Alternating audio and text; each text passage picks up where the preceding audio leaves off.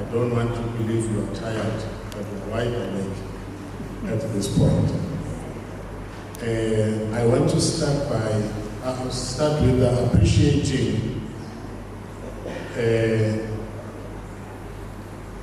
the presence of all the colleagues in the meeting.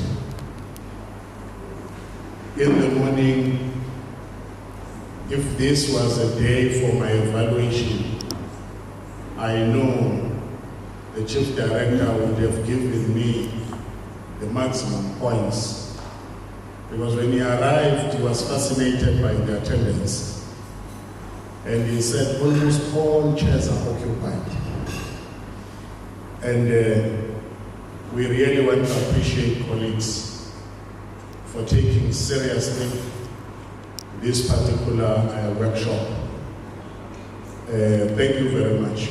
We know some of you are coming from far, but you made it possible. Our presenters were more than excellent. Thank you very much, good presenters, for ensuring that you are as clear as possible in the shortest possible period. We know, we could see when you were presenting that actually this workshop should have been more than a day, 2 or 3 days, but you tried to be as clear as possible in the shortest possible period.